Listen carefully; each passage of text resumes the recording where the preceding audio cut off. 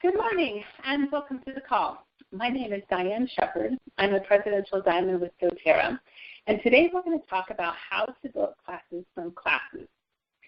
Now let's talk a little bit about why this is so important. Anytime you book a class or hold a class, it is so important that your business continues because let's say you had an amazingly fabulous class. There was 12 people in attendance, you had several enrollments, you went home so excited. If you never got a booking from that class or a future class on your calendar, your business just died. So when you learn how to effectively book classes from the current classes that you're having, you are building momentum on your team and you're ensuring that your business will be here down the road. Because as you continue to learn this and it continues to get bookings on your calendar, it will help you to build your business strong. So let's get started. Are you ready to learn how this works? Okay, here we go. So step number one, you're at your class, okay? And at the very beginning of your class, basically you're just going to introduce what they're going to be learning at the class that day. Now, I say something like this. I'll say, welcome to the class. Today we're going to learn a lot about essential oils and how to use them in your home to find natural solutions, okay? Something as simple as that. And then I also make sure and tell them that we're going to have a drawing at the end of the class. People like drawings, so it's always good to mention that at the beginning so that they know what's going to be happening at the end and that it's coming up, okay? That drawing is very, very important for helping us to be able to get bookings at our class. Okay, so step number two is going to teach a class. And basically you just teach the same class that you normally do. Now, I want to reiterate here that it is so important for you to make sure that your class is fun and that it's interactive. So if your class, the one that you are teaching currently right now, is something that you think people would want to attend and that it would be interactive and fun, as we talked about, great. Maybe it needs to be tweaked a little bit. It's always good to have somebody come to your class to kind of watch and make sure that that is what is being perceived as you're teaching your class. So that's kind of like a little tip to just make sure that your class is very interactive and fun. Okay, so step number three, you've taught your fabulous class. At the end of the class, you are going to present your host a gift, okay? So bring them up to the front of the class and have a little gift that you have in your hand, present to them and just say, thank you for hosting the class. And let the entire class know what she gets for hosting the class. Now, if there was no host, say you were the one who hosted the class, basically you're just going to stand up in front of the room and hold the gift in front of you and say, I love it when people host classes. And I want you to know that as a thank you, this is what I give to anybody who would like to host the class. And then pass it around the room. People need to touch it and feel it and see what it is, okay? That way they're thinking in their head, I think I want one of these, right? And maybe they're thinking, I think I might want to host the class. Now, what are some gifts that you would give someone for hosting? If there's 1 to 5 guests, a good gift might be a keychain. And we're talking about the one that has 8 vials in there that you can fill up. People love those gifts. You can buy them in your back office, so it's very easy, but it's not something that they can readily get. So that's why it's a great gift. And then if there's 6+ guests there, a diffuser always works well. And you decide which diffuser you want to use. That's up to you on the price. But a diffuser is something most people like, and they typically need more than one. So that always works well. So here's a little tip. I talked about it earlier, but make sure you pass that gift around. It's so important for them to touch it. The more they touch it, the more they're going to want it, right? And we want them to want that gift. Okay, step number 4, pass out your drawing slip. So this is what the drawing slip is that I use. It doesn't matter what you use, as long as it has questions on the bottom about hosting the class, okay?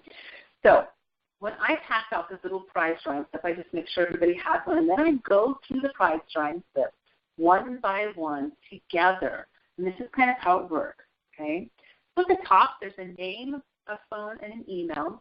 And I will say, everybody together will just write down your name and then give me your phone number, write down your email, and I want you to know I'm not going to spam you. This information is purely just for me so that if I ever need to get a hold of you about something, I have a way to do that. And then together, we also answer the questions at the bottom.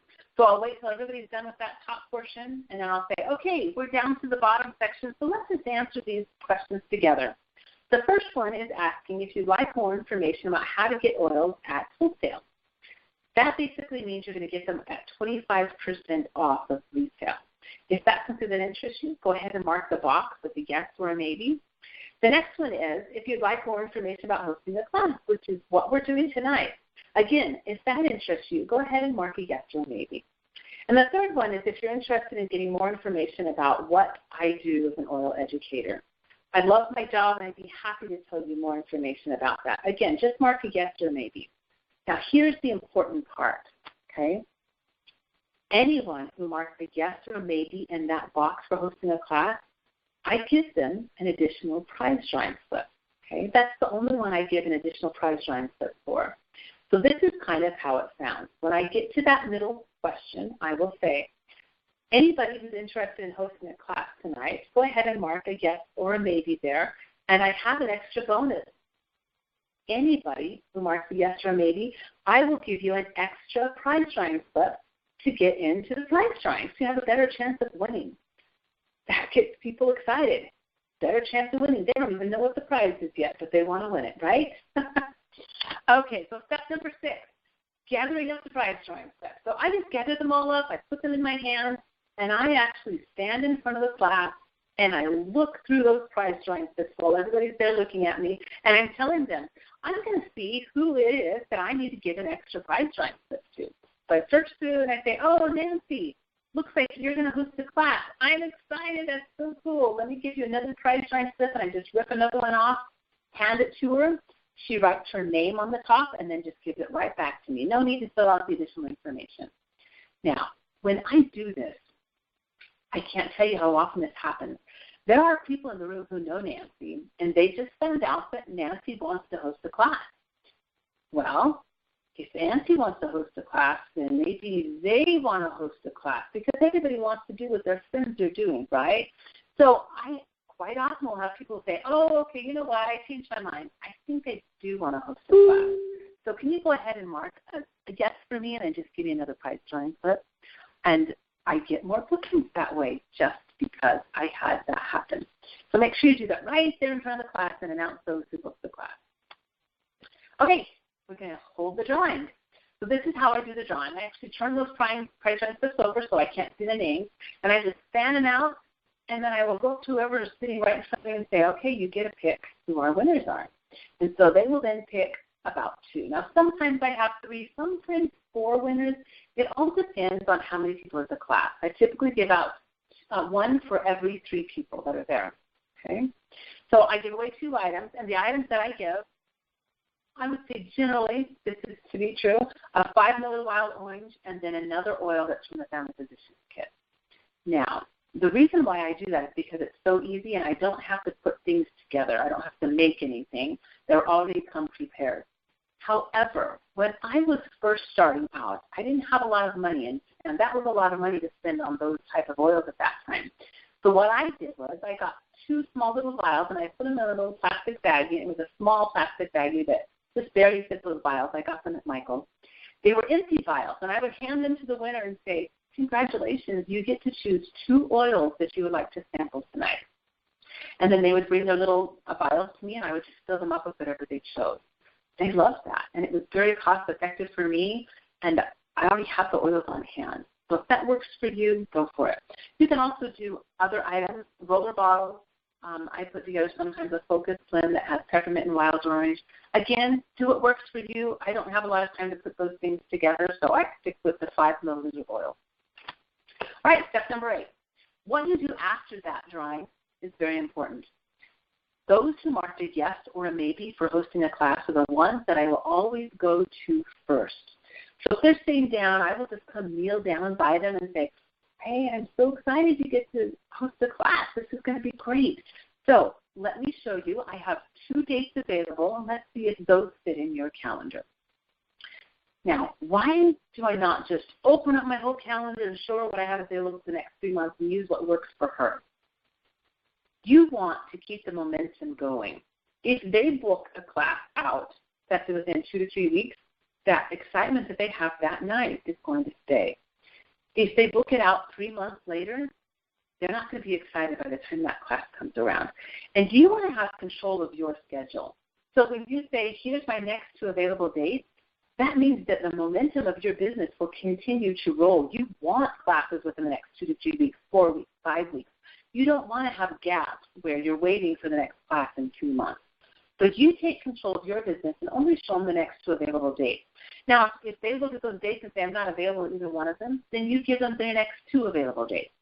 But you keep control of your calendar, okay? And always try to keep it within the next 2 to 3 weeks. Here's another tip. Ask them what is their best way to communicate with them. Now, I learned this by the hard way. I used to always just immediately send out emails to everybody just telling them, hey, here's how to host a great class. Thank you for hosting the class. Here's the information you need to know. And I found out people weren't reading some of them. And then I would call them up the day before and say, hey, I'm so excited about your class. I'm sure you got all my emails. And I'm like, email? You send me emails? Oh, I didn't check my email. And they'd never heard from me. And sometimes they would cancel the class because they thought it was off. So make sure that you know the best way to communicate with them. A lot of days now, people like text. And so I will text back and forth. And then I will actually try to do a physical phone call with them. But always figure out the best way to get a hold of them. Okay, here's another tip.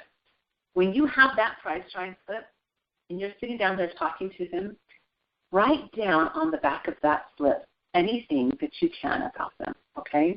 During that conversation, if they say, yeah, my son has this health issue, write that down on the back of the slip. Or if they said, you know, I really want to host the class, but I want to make sure more than anything that my mother comes or my friend's able to come, write that down, that it's important that their mom comes.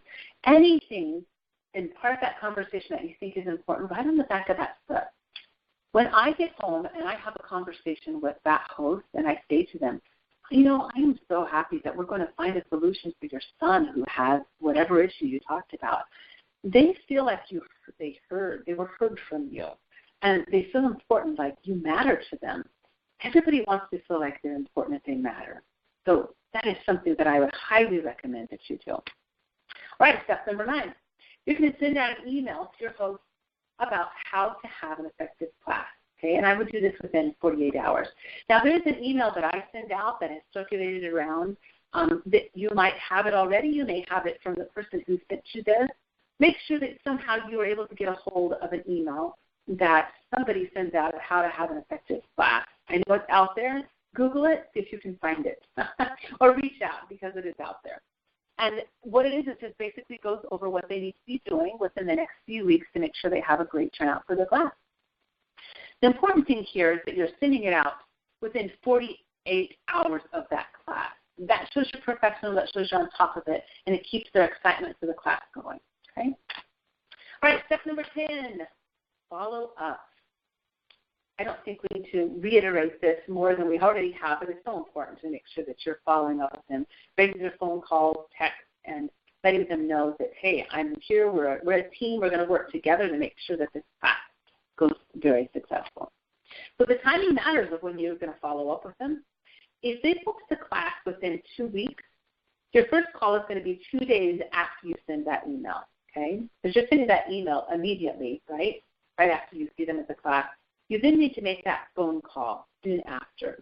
And that initial phone call is basically going to say, here's what you need to do. Start making your list, get your invites out, and then do this, okay?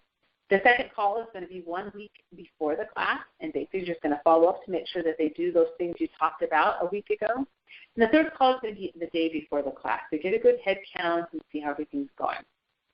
Now, if the class was booked 2 weeks after, okay, in other words, it wasn't booked within that 2-week period. It was booked longer than that. You're going to wait to make that phone call to them 2 weeks before the class. So don't call them immediately. If they booked 4 weeks out, you really don't need to make a phone call to them until 2 weeks before the class. That's when they're really going to get started sending out their invites and preparing for their class. And the other calls are the same. You're going to do 1 week before the class, and then the third call is 1 day before the class. So there you go. You get a weekly challenge now. For those who are part-time, we want you to book a class from a class that you teach this week and use all the methods that we just talked about. Those of you who are really going for it, let's push that up a notch, and we want you to book 3 classes from the classes that you teach this week. Okay, well, there you have it. have fun, and we will hopefully talk to you soon. Goodbye.